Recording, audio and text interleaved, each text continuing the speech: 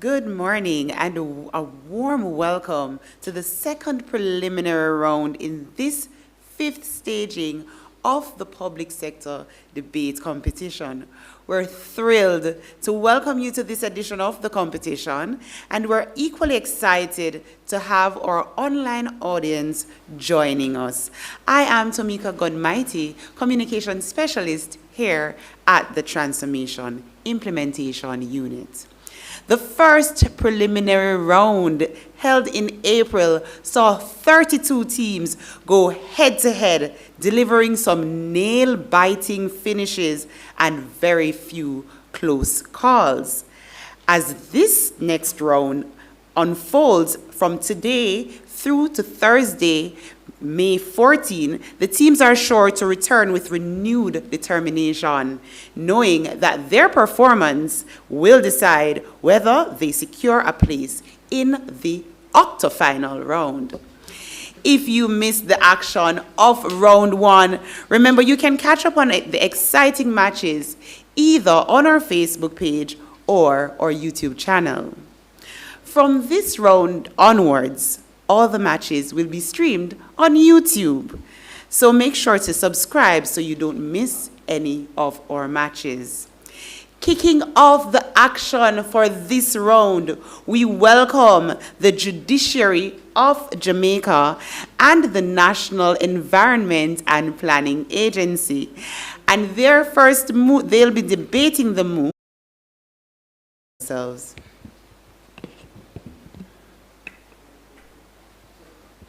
Good morning, everyone. My name is Nicholas Ranger, and I'm first speaker for the proposition. Good morning, everyone. My name is Ravel Cook. For team opposition. Thank you so much to Team NEPA.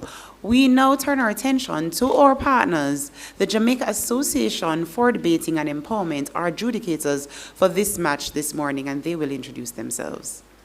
Good morning, everyone. My name is Ravon Thomas Matthews, and I'll be serving as your chair judge for this match.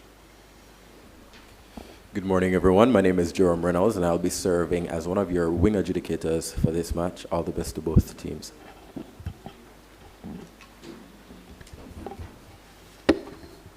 Good morning, everyone. Calicity Vassal.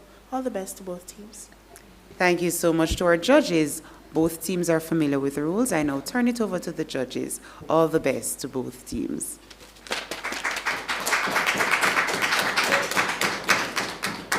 All right, ladies and gentlemen, at this point in time, I'm sure you're all experts in the Jade parliamentary debate format. Yes, but I'm going to go over the rules nonetheless for our viewing audience and just for the sake of completeness. So, as you know, the first minutes of each speech are considered protected time in which no points of information will be allowed. First speakers, you'll have 7 minutes to present your case. Second speakers, 6 minutes, and the third and final speakers, you'll have 5 minutes to present your case. Those two periods of protected time that I mentioned earlier are applicable to the first and second speeches. There'll be no points of information allowed during the third and final speeches from either team. Of course, it's important to note that between the first and second set of speeches and between the second and third set of speeches, we're going to have two periods, respectively, of cross-examination where you ask questions of each other. But I'll get to that part and explain it when we get there. With that said, ladies and gentlemen, it is my privilege, and I look forward to this match. This moot is very interesting, and I know that you had a lot of fun prepping for it, right, teams? Indeed. So with that said, I now call to order this first match in preliminary round 2 of the public sector debate competition for 2026. We invite the first speaker from the Judiciary of Jamaica. Nathan, the floor is yours.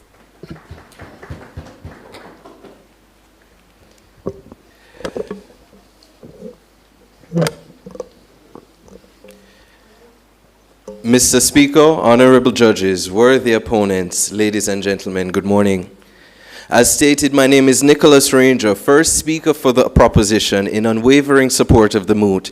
Be it resolved that the economic stability provided by Jamaica's high net international reserves outweighs the opportunity cost of maintaining those reserves. Mr. Speaker, this debate hinges on the question of whether Jamaica, a small and vulnerable economy, should preserve the financial shield that protects its people currently from crisis, or gamble that shield away in the pursuit of short-term alternatives.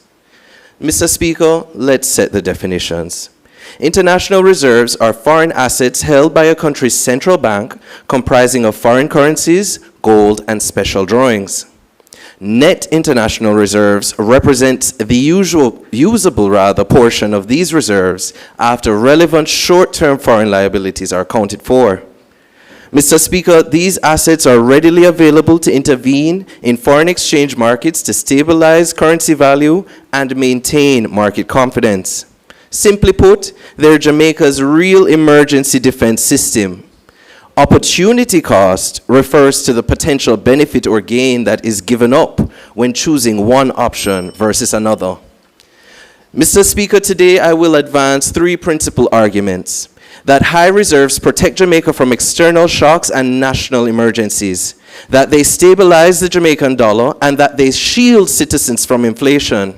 Further, we will show that the opportunity cost of maintaining reserves is outweighed by the far greater cost of economic instability and the vulnerability that we threaten by not doing so. Our second speaker will show that high reserves attract investment, lower borrowing costs, and build credibility. He will show that small states actually require greater precaution than large economies, and how any proposed reclassification of our reserves creates long-term fragility.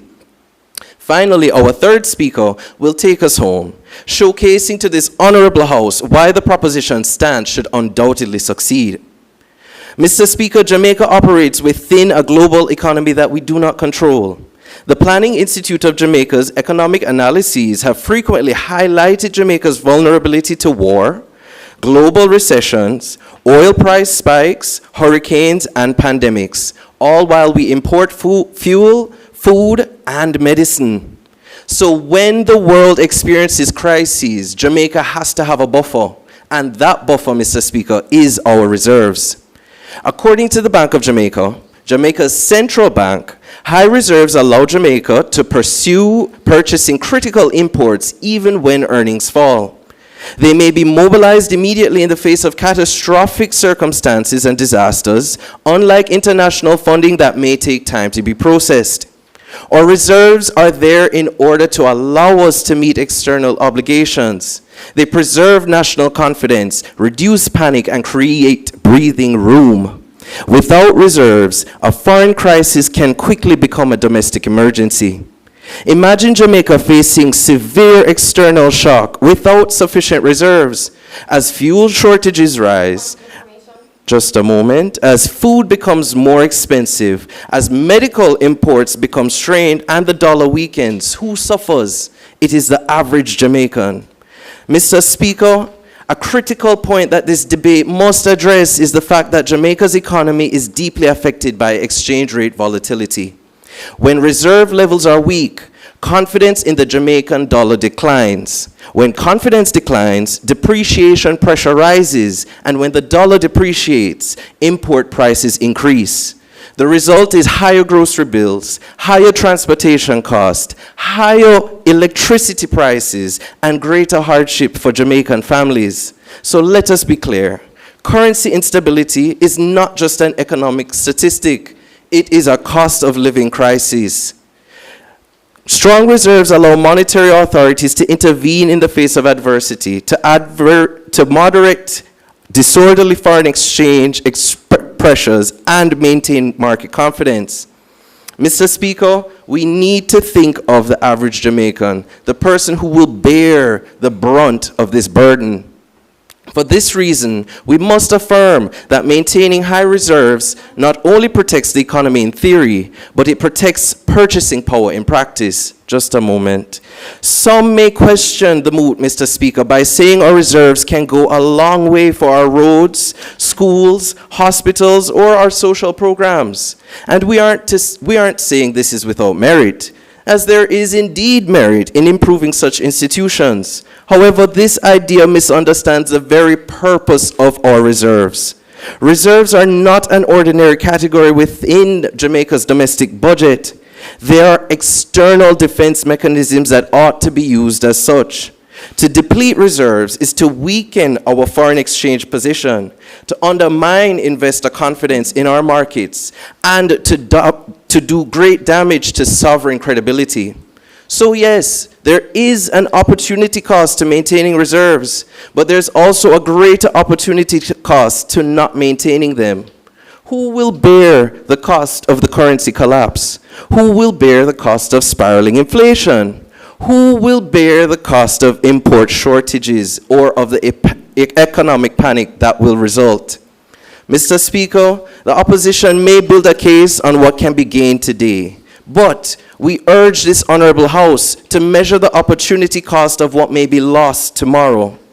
A good government maximizes immediate expenditure, but a great one does so while ensuring long-term national resilience. Jamaica's fiscal responsibility framework emphasizes macroeconomic stability, disciplined public financial management, and resilience against external shocks, all of which reserves strengthen. We should not be persuaded to deviate from what has allowed us to develop in a sustainable manner up to this point. Mr. Speaker, this debate is not reserves versus development. It is asking us to prioritize between lower, more stable development versus immediate, but arguably fragile development.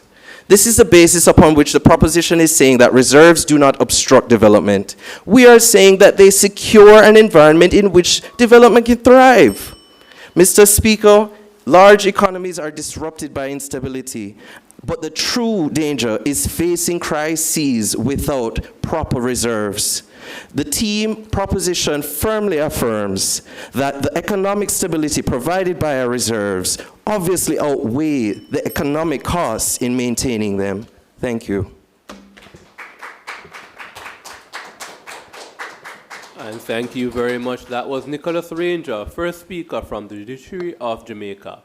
At this point in time, we invite the first speaker from Team NEPA to open this debate for side opposition. Hear, hear.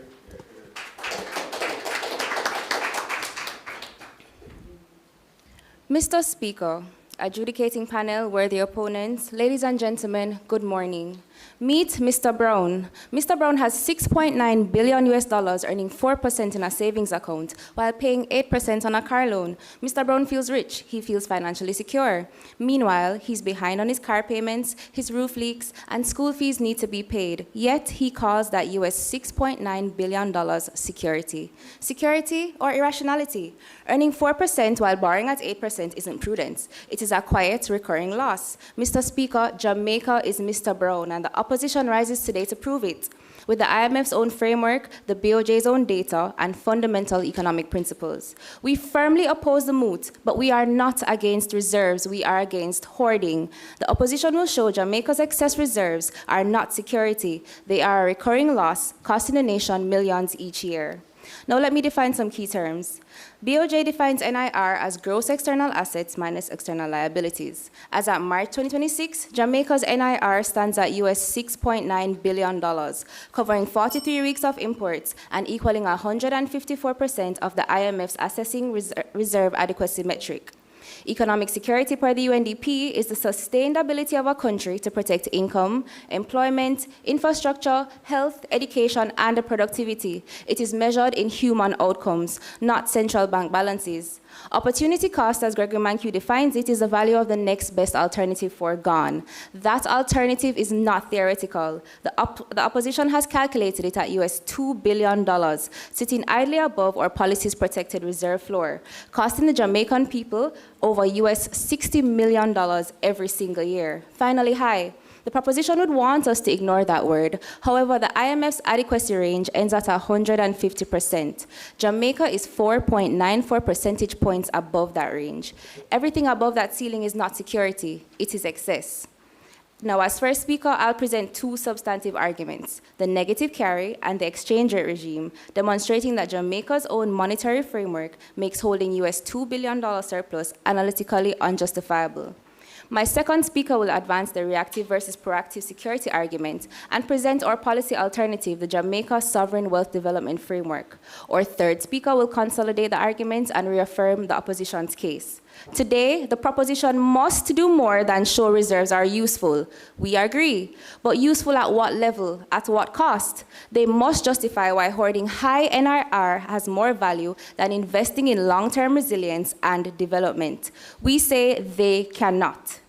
Point They- of information. Not accepted. They speak on currency stability. Jamaica's NIR quintupled between 2013 and 2024, while the Jamaican dollar lost nearly 60% of its value against the US dollar. Reserves quintupled. The currency still fell.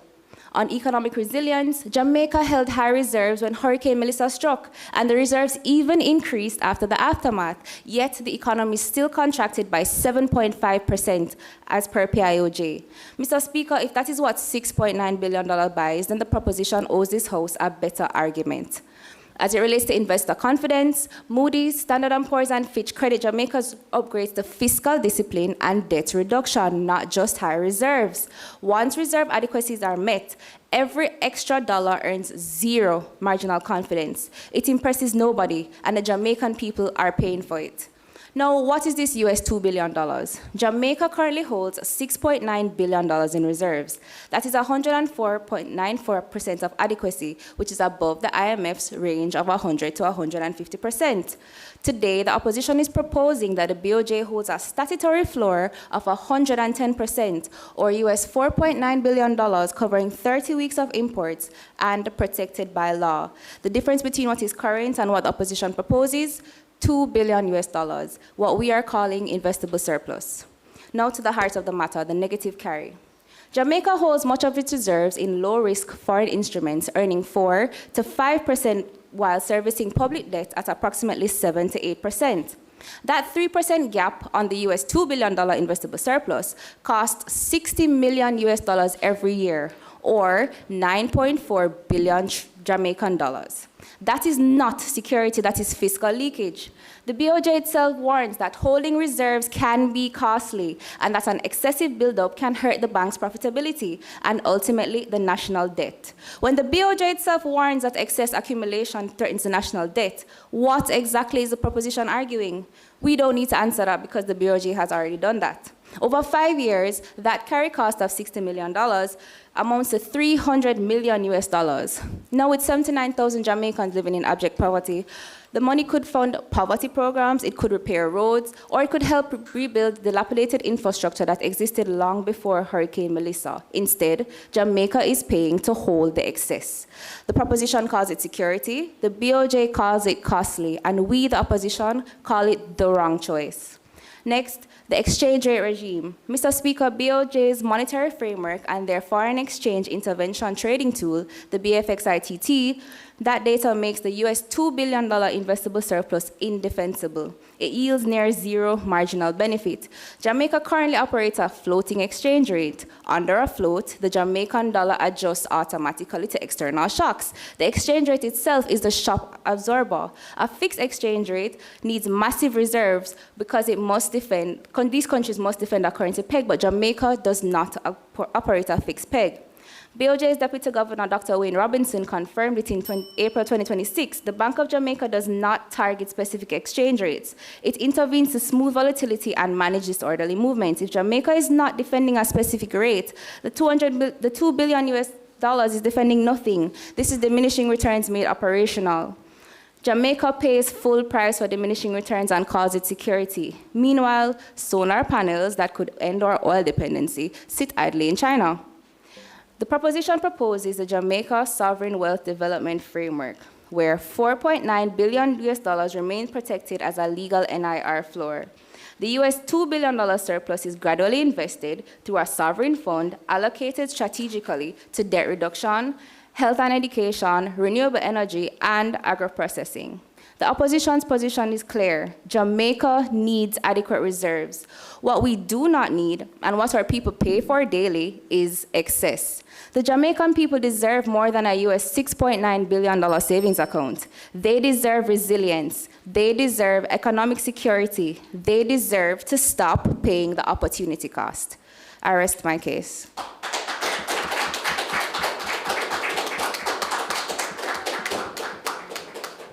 Thank you very much. That was Kelly Gold, first speaker from Team NEPA. Ladies and gentlemen, we're at that point in the debate where we enter into our first period of cross-examination. For this segment, we will see the team opposition posing 3 questions for the team in proposition. Each question will last no more than 10 seconds, and each answer will last no more than 45 seconds. It's important to note that for the team that's asking the question, only one person on the team may do so. However, for the team that is answering the question, the entire team can chime in to provide a comprehensive and complete answer. After the 3 questions have been asked and answered, we'll invite team proposition to do the same. With that said, ladies and gentlemen, let us open this first period of cross-examination. We invite the first question from the National Environment and Planning Agency. Thank you. Proposition: after Hurricane Melissa, the BOJ's own data shows the NIR rose to a record US $6.8 billion. If the reserves are for drawing down in a crisis, how does a record high prove they were used?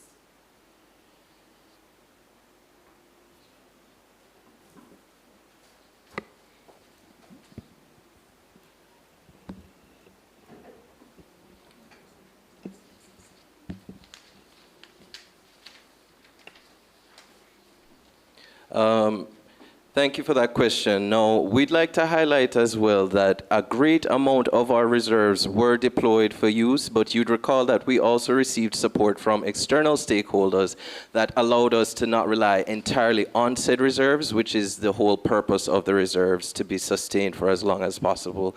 So, yes, we didn't advance our reserves in their totality in light of Hurricane Melissa because the hurricane season is yearly, and we'd need said reserves for future crises.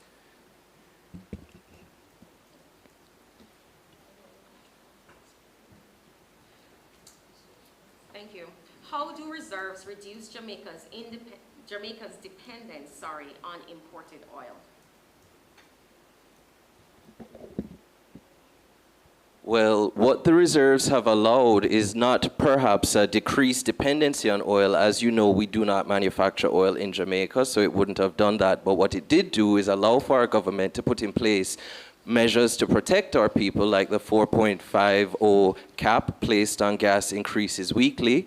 I would like to think that that is a perfect example of how measures such as our reserves allow for governments to step in and create stability during periods of global shock, external shock.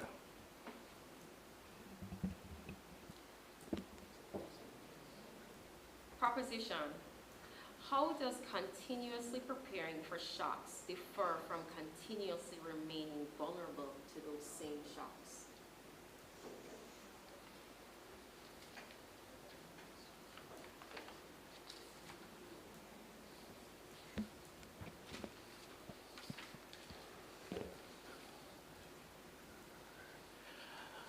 What I will say is that it is better to prepare for shocks to come than to be crippled by one shock when it does occur. So continued preparation is the only way that we can achieve sustained or continued recovery.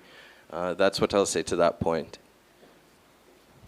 All right, thank you very much. We now invite the 3 questions from the Judiciary of Jamaica.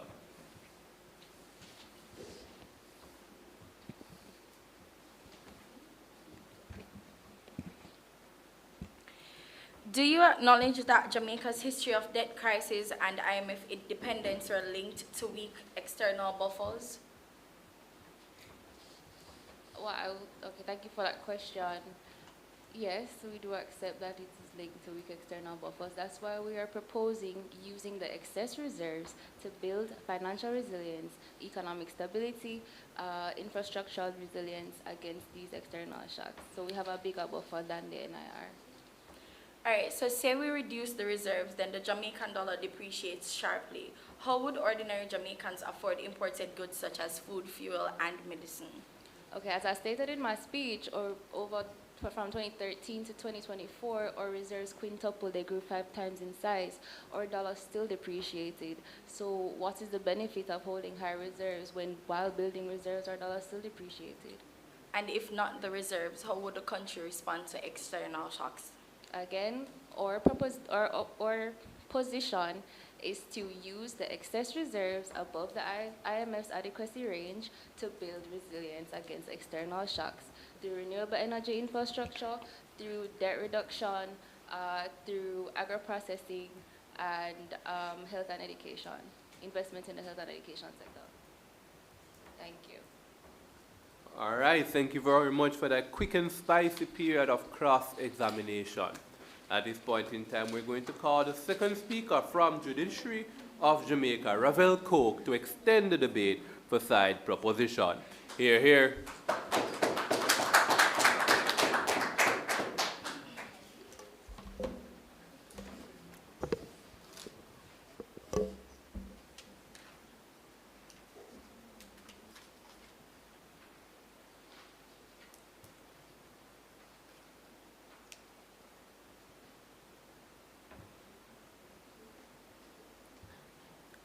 Mr. Speaker, I stand on the protocol established by the leader of the proposition.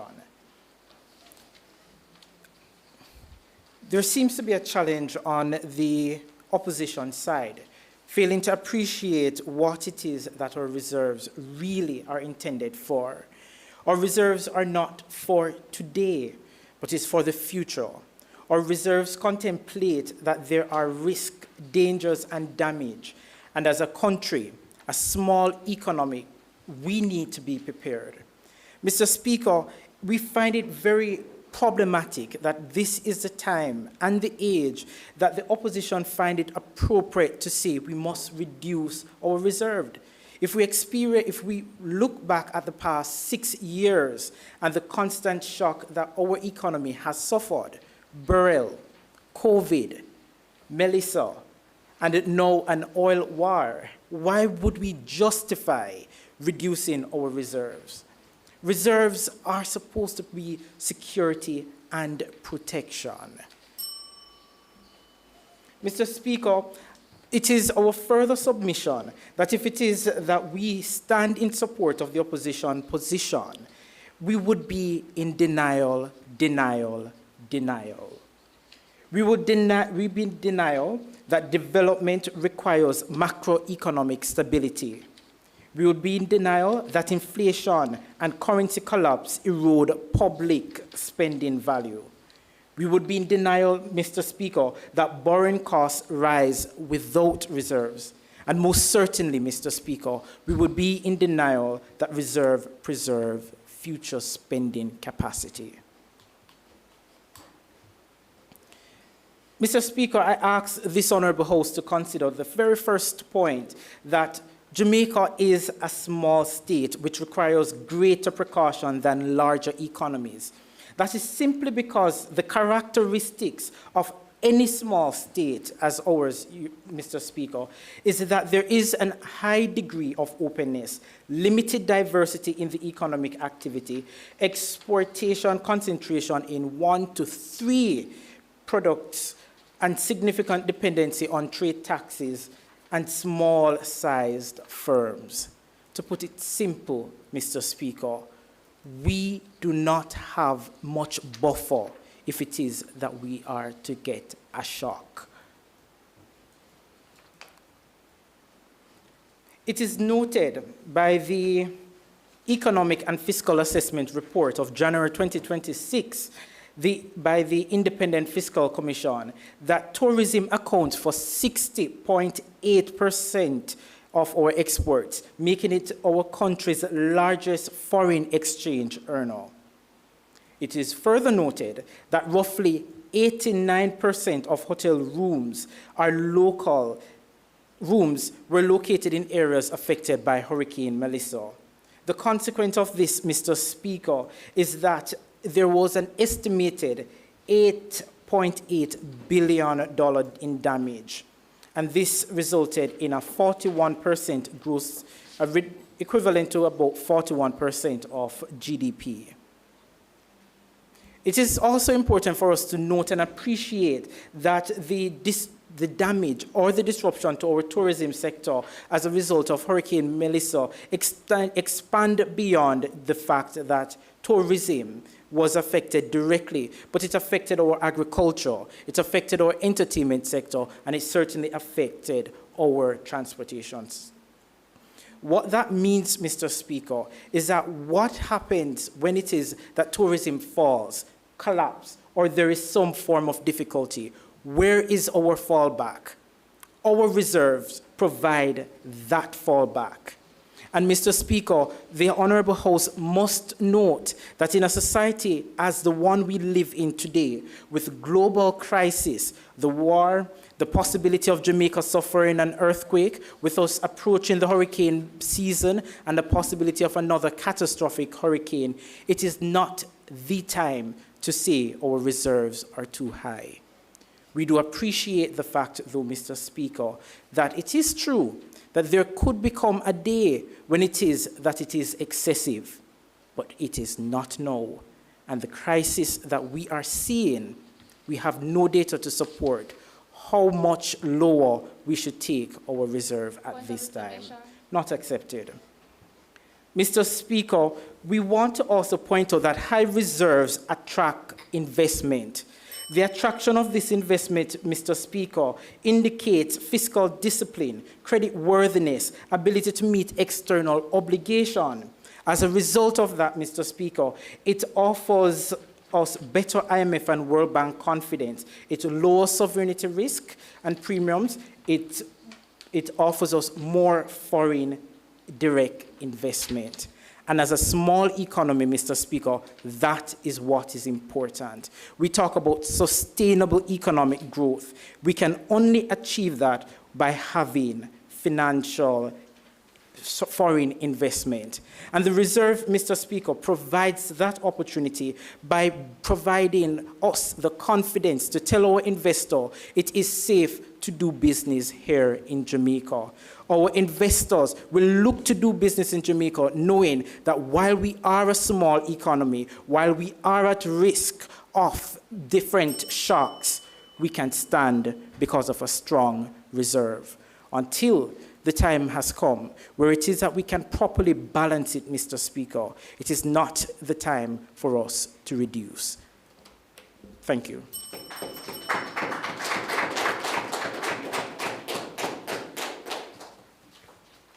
And thank you very much, Ravel Coke. At this point in time, we invite the second speaker from Team NEPA, Camille Douglas Stevenson.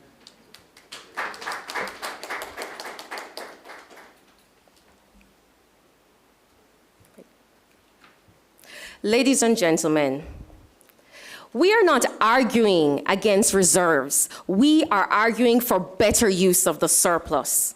Now, I will do two things. First, I'll prove that the proposition's model is reactive and incapable of solving Jamaica's real vulnerabilities. And second, I will present the Jamaica Sovereign Wealth Development Framework, the opposition's balanced and transformational alternative. Mr. Speaker, the proposition's entire case depends on fair.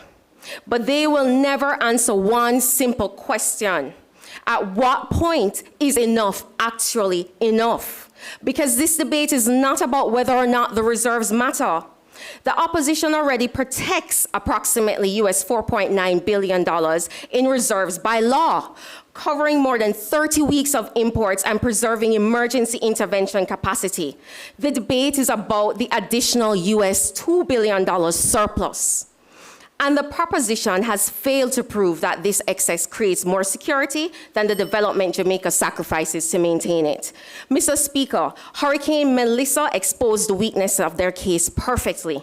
Jamaica entered that disaster with historically high reserves. The BOJ Governor Richard Biles stated this, yet the roads still collapsed, the farms still flooded, businesses still shut down, and the economy still contracted by approximately 7.5%. So what exactly, not at this time, what exactly did the excess reserves prevent? Not the destruction, not the vulnerability. At best, they helped finance recovery after the damage had already been done. This proves beyond adequacy, additional reserves, not at this time, do not meaningfully reduce physical vulnerability. They merely finance recovery after vulnerability has already caused the damage. And that is a key distinction in this debate. The proposition finances disaster after collapse. The opposition reduces vulnerability before the collapse. That is why their model is reactive while ours is transformational. Mr. Speaker, economic security is not merely having money after your roof blows off. Economic security is building stronger roofs before the storm arrives. It's not simply importing the food after agriculture collapses. It's strengthening the agriculture before the shock occurs. It's not merely intervening after the oil prices rise, it's reducing the oil dependence in the very first place. Point of That information. is not at this time. That is the difference between liquidity and resilience. And reserves alone do not solve Jamaica's structural weaknesses. Jamaica remains heavily dependent on imported fuel and imported food. Farmers continue losing 30 to 40% of produce because of weak cold storage and agro-processing systems, and that's from the president of the Jamaica Agricultural Society in 2025. Mr. Speaker, Jamaica's own SPARK program was estimated at $40 billion, and many already know that this is insufficient to modernize a critical infrastructure, yet the proposition wants billions sitting overseas earning those low returns, while the roads, drainage systems, the infrastructure remain undeveloped at home. That is really the opportunity cost. So the proposition asks Jamaica to prioritize passive financial accumulation over active vulnerability reduction, even after the additional security benefit of those reserves has already diminished. The proposition keeps adding the 10th bag of fertilizer, but the fields need the irrigation, they need the tools, they need the storage, and they need the labor. And that is why the opposition proposes a Jamaica Sovereign Wealth Development Framework. Under this framework, Jamaica maintains a statutory reserve floor of approximately $4.9 billion, equal to 110% of the IMF adequacy metric. And this is protected in law through amendments to the Bank of Jamaica Act. And that reserve floor remains untouched for those, yes, imports, emergencies, debt confidence, and BOJ intervention.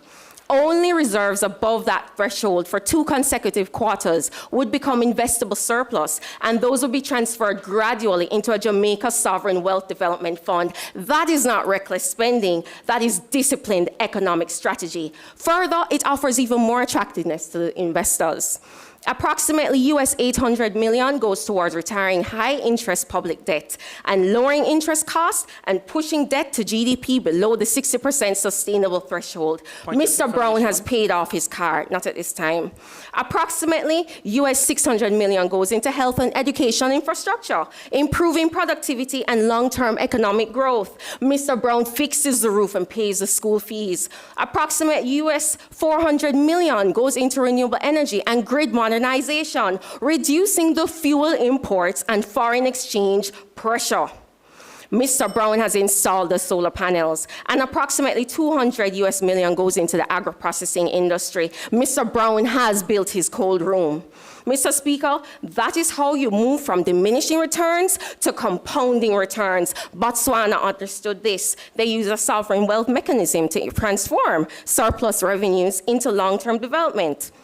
Barbados understood this and used a resilience-first financing approach focused on reducing long-term vulnerability. These countries recognize something the proposition still refuses to accept. You cannot save your way out of structural weaknesses. Now to their points. They claim that investors are going to place confidence in economies that continue functioning during crisis. Sorry.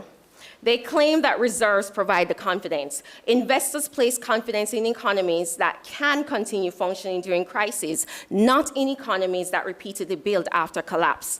The confidence is what we're gaining here by reutilizing those surpluses. Then their next claim is that they next claim that Jamaica actually needs these reserves for resilience, but the true resilience actually comes from reducing the vulnerability itself. Mr. Speaker, the opposition is protecting the country using these surpluses. And that is Thank you. time. Thank you very much. The second speaker from Team NEPA. Ladies and gentlemen, we now move into the second period of cross-examination. This time, however, we invite the Judiciary of Jamaica to open this segment. We'll begin with your first question. Thank you. I would like to ask, since your view is preventative rather than reactive, are you saying that your model will prevent a Category 5 hurricane or alternatively produce infrastructure that can withstand same? Okay, no, it will not prevent a Category 5 hurricane as a natural disaster. What we're saying is we build resilience before the storm. We prepare for the storm. We don't hold money to use after the damage has been done. We reduce damage initially.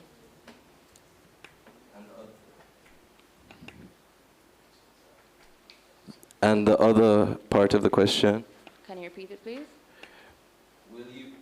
Will you be able to just produce... to note that she has effectively answered the question. Okay. And so if you do go ahead, this will be your second question. Secondly then, madam, will you be able to produce infrastructure that can withstand a Category 5 hurricane?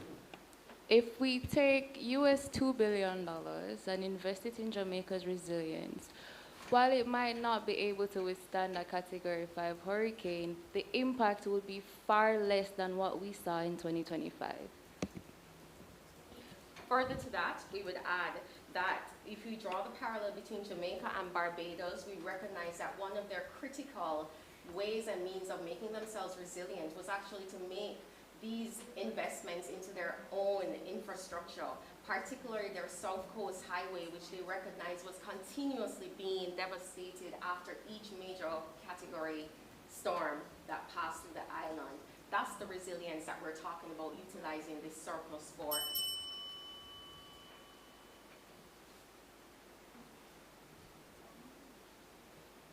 So what guarantees there that when you divert the reserves into spending, how would it produce long-term growth rather than short-term political gains? Because you're talking about what happens. So again, we would invest the money in debt reduction. That in 5 years would bring our debt to GDP below 60%. Would invest in energy infrastructure, renewable energy. That has worked in other countries and it could work here. All right. Thank you very much. We now invite the questions from Team NEPA. Okay. After Melissa, Fitch revised Jamaica's outlook from positive to stable while NRR was at a record high. If high reserves secure investor confidence, how did confidence deteriorate at the very moment reserves peaked? Can I repeat? Okay. After Melissa, the credit rating agency Fitch revised Jamaica's outlook from positive to stable, while NIR was at a record high. If high reserves secure investor confidence, how does confidence deteriorate at the very moment reserves peaked? There was cause and effect there, yes, and we do not negate that. However, we do maintain, as stated, that our reserves are what prevented the status from changing from positive to negative entirely.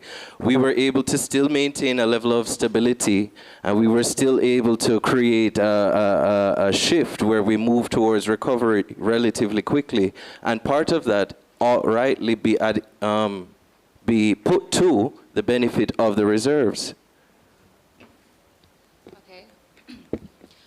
So at what exact level do reserves become excessive? Do you have a cutoff, or is more always better?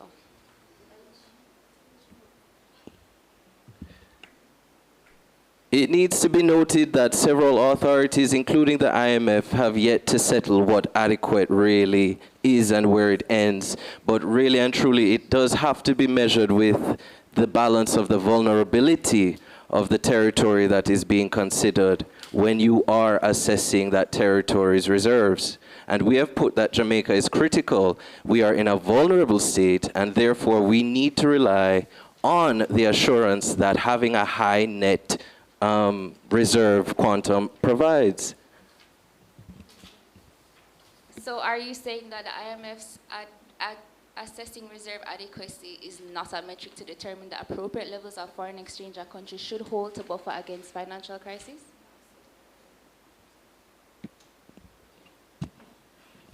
We're not saying that, we're just saying that high vulnerability means that we need strong buffers. That's all we're saying, literally.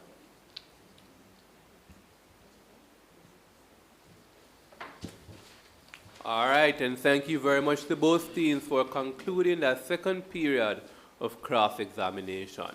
Ladies and gentlemen, the debate is closed. These two reply speakers are going to do everything in their power to swing the call in their favor. To aid them in that quest, we will invite them to take this upcoming minute to put together the final touches on their reply speeches. That final minute starts now.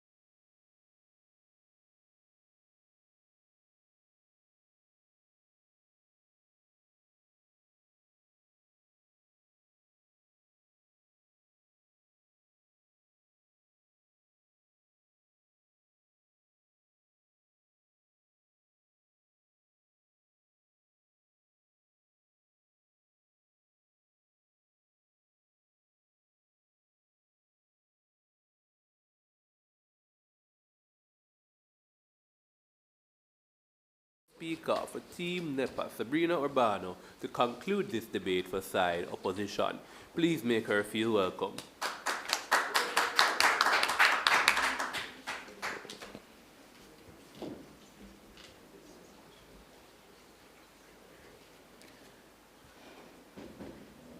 Mr. Speaker, honorable adjudicators, worthy opponents, good morning. Team Proposition has raised three arguments. They argue that the high NIV acts as Jamaica's emergency system and it protects it. In crisis, high reserves act as a buffer, and the reserves allow them to buffer in a domestic emergency. We oppose that. Let's look at our most recent crisis, Hurricane Melissa. Jamaica entered Melissa with 6.09 billion USD. That is 154.94% of adequacy. Guess what? Roads collapsed, economy contracted by 7.5%. That is their best outcome, cushioning. We prevent the vulnerability that causes the damage. Second argument, they say that reserves stabilize the Jamaican dollar. Strong reserves allow intervention, protects purchasing power. Opposition opposes. As our first speaker stated, the BOJ's own deputy governor said in April 2026 that Jamaica does not target a specific exchange rate. If we're not defending a peg, that 2 billion USD is defending nothing. That is their central bank in their world. It is not ours. Argument 3. Opportunity cost outweighs vulnerability. Who will bear the cost of economic panic? We counter and we say that we oppose because once fully covered against shocks, every extra dollar does less for protection and more damage through lost investment and fiscal leakage. At the start of this debate, Proposition told Jamaica that they need reserves. We agree. But somehow their argument quickly changed. It became Jamaica needs reserves at this level, above the ceiling of the IMF, forever. Mr. Speaker, that is not security. That is development paralysis dressed in a suit. They have told us it can be cushioned, not that it prevents nor strengthens capacity. This debate produced three clashes. Clash 1. Proposition assured us that the reserves equates to adequacy, but we object. The IMF's own framework requires an adequacy range of 100 to 150%. At present, Jamaica is above that range at 100%, which is sustainable security. That clash also belongs to us. Clash 3. Proposition told us that Jamaica has cushion for Hurricane Melissa while having historically high reserves. We object.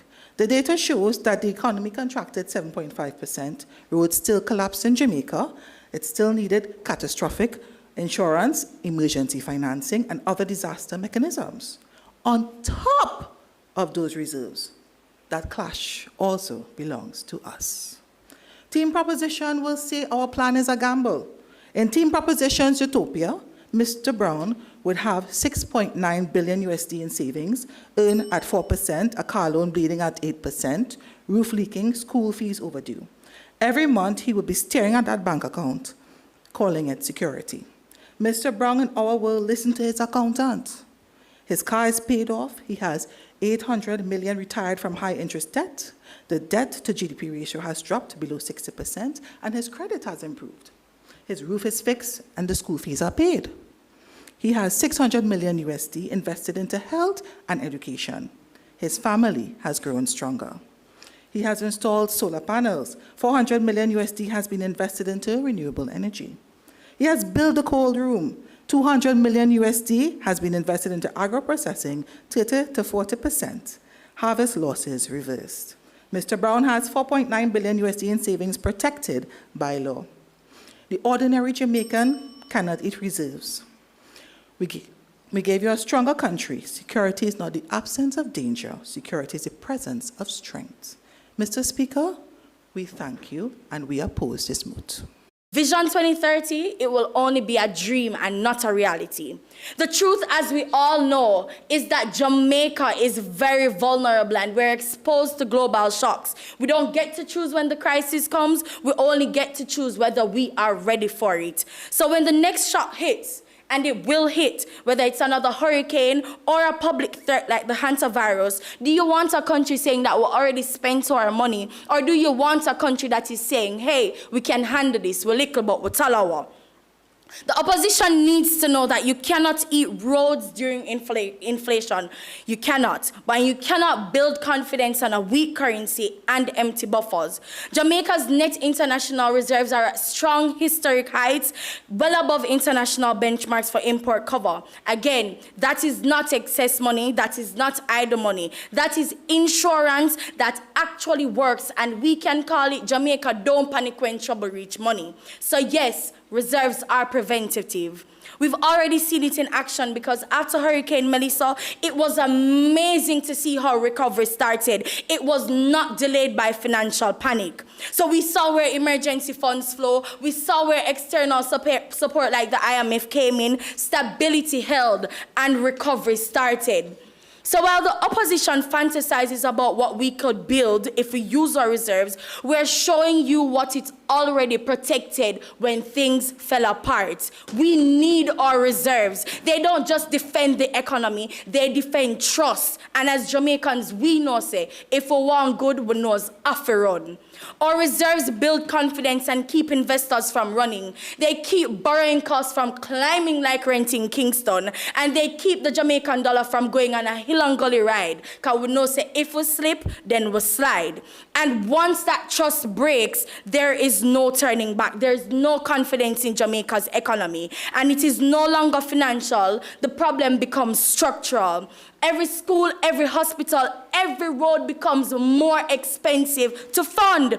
And because inflation hits, our currency will weaken and the value of public spending will fall. $1 billion today that could fix 3 hospitals and 2 schools, tomorrow it can only fix 1 hospital, 1 school. Same budget, but less development. So projects will stall, costs will rise, and everywhere the Jamaican people will suffer.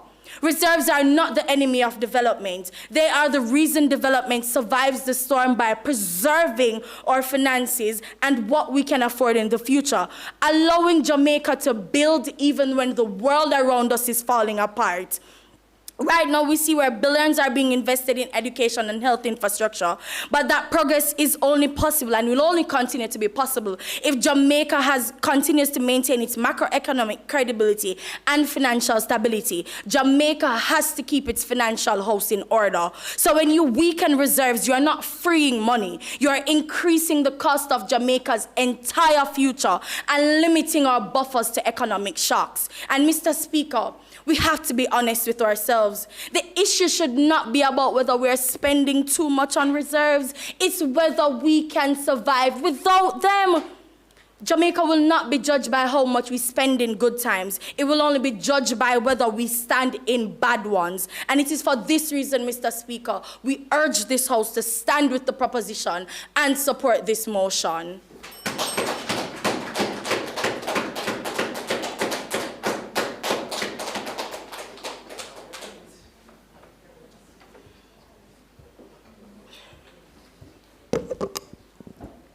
Resilience, not the absence of danger, but the presence of strength. Is our reserves idle money? Some great arguments presented by our teams, ladies and gentlemen. Give them another round of applause. They debated the moot. Be it resolved that the economic security provided by Jamaica's high net international reserves outweighs the opportunity cost of maintaining those reserves. They have made their arguments, and now we hand it over to the judges as they adjudicate and decide who is the winner of this match. Please stay tuned. We will be right back.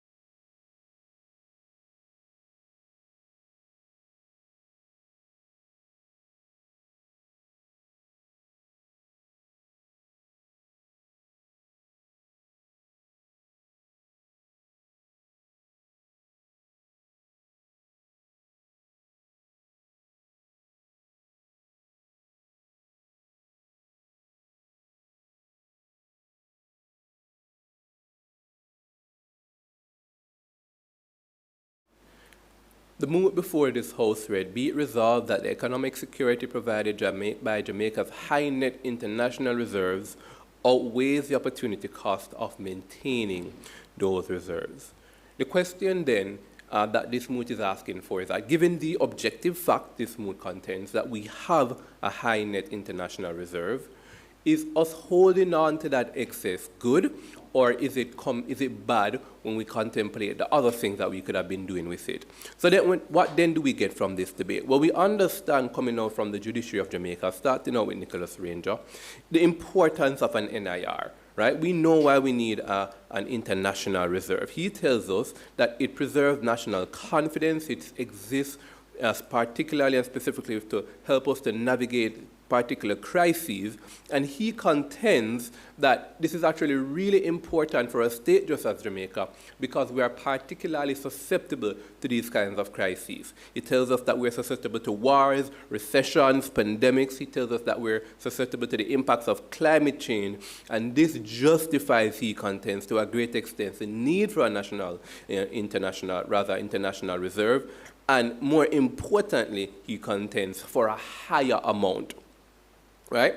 He tells us as well that we are affected by an exchange volatility, and he kind of breaks down in a summary kind of way how it is that having a net international reserve that is great actually helps us to stabilize the dollar. He tells us that when we don't have that reserve, then we lose confidence, and confidence affects the dollar, and when the dollar starts to decline, then that actually leads to a bunch of bad outcomes, such as more expensive imports, which leads to pretty much everything being more expensive. And he preempts the idea that the money can be used otherwise, but more importantly, we shouldn't be touching that money because the money is supremely valuable where it exists already. We also heard from his signposting this idea about how it stabilizes the dollar and it shields us from inflation. These are interesting ideas. We definitely wanted to hear a little bit more about, but we got from him a substantive piece of argumentation. What then do we understand coming out from Kelly Go, the first speaker from NEPA? Kelly tells us and breaks down, perhaps unnecessarily, but to a greater extent than proposition, a definition. She kind of set up the debate a little bit more clearly than proposition in terms of what it is that we're talking about. She tells us that, well, the IMF demands that we have 30 weeks of reserve, we have 43 weeks worth of imports, and that there's a big difference in between what is required by the IMF and what it is that we actually have. She defines to a greater extent what our high net reserve is. And then she puts that opportunity cost at $2 billion at the lower scale. That $2 billion the judges were able to assume is from this 4.9 increase, but it's important to note that later on down in the speech, we also heard that that is a ceiling requirement of IMF, 150%, but there's actually a minimum requirement of 100%. So in a best case scenario, rather, it's 4.9. In a worst case scenario, it's 54.9. And she tells us that that is a meaningful amount of money that is sitting there and isn't providing the maximum amount of value that it can provide. And it tells us that that money grows at 4% per year, but we service our debt to the tune of 8% per year. So every year we're effectively losing 4%, and therefore that's not a good return on investment. So then what do we get substantively from the rest of the team in terms of clashings? We get this idea of a foreign direct investment. We hear from team proposition that foreign direct investors are really happy when they see that we have a high net international reserve. It indicates to them that there's some sort of stability that exists within the government, and that if anything bad does happen, we will be able to absorb the shocks of that thing happening. What we get, however, from team opposition is that, well, these investors don't necessarily care about your international reserve. They care about the stability that exists within your economy. They care about your debt to GDP ratio, and not having access to that extra at bare minimum $2 billion is actually what's going to cause those foreign direct investors not to look favorably upon us. We think that's compelling, and that question of where we get greater FDI, we think that we get a greater levels of FDI coming out from opposition. We wanted to understand how, in the eyes of an investor as an actor, seeing that net reserve makes it more likely that I'm going to want to invest in you, as opposed to it just being a really nice figure looking at a spreadsheet that inspires some confidence, comparing it to what we get from team opposition, a greater mechanization of how that actually plays favorably in the eyes of the investor. We got other interesting ideas as well, such as the exchange rate, the stability, and that kind of thing. But in the interest of time, I'm going to touch on one more critical factor that I think was needed in this debate. Team opposition never contended rather, that we don't need an international reserve. They contend that we do need it. In that world, the question then is asked, if the IMF, which according to opposition is the authority of lending and therefore we should never question them, right? If the IMF therefore says this is what we need, then it is kind of implied intuitively that the IMF as this awesome institution of supreme knowledge and understanding, I guess, says this is exactly what we need and therefore we don't need any more. The assumption is that the IMF takes into consideration all of the benefits that the proposition rather, is claiming that they want, such as making it look more likely, it's happy to investors, stabilizing the currency and all of that. We wanted to understand how is it important that we go above and beyond what the IMF has asked us to do, and how that difference, that excess, as the mood specifically talks about, how that excess provides greater stability, greater FDI, provides greater results than simply just having what the IMF has demanded for us. In other words, the debate should not have centered whether around net international reserves are good and how they're helpful. It should have centered specifically around how that $2 billion on the lower end or more on the higher end provides greater outcomes and solvency. We didn't fully appreciate how that excess money led to greater outcomes than the bare minimum requirements from the IMF in terms of getting these kind of outcomes. That was a big concern on the eyes of the judges. We understood, however, if we take that excess, we can take it and invest in other situations, other outcomes such as education, stability of the grid, all that kind of things. We think to Nepal's, to caution Nepal a little bit, we thought that there's a lot of economics that happened in that speech, and it's not the easiest thing to follow for the average intelligent voter. And so we wanted them to break it down a little bit more in a more simple terms, that we understand to a great extent how taking that money and investing it will yield to better outcomes. And so, ladies and gentlemen, at the end of the debate, the scores ending the round. One team on 260 points to the other team's 271 points. The team that wins this match is the team in opposition, the National Environment and Planning Agency. Congratulations, Team NEPA, and well played, Judiciary of Jamaica. Ladies and gentlemen, the best debater from this match also comes to us from Team NEPA, and that is the second speaker, Camille Douglas Stevenson.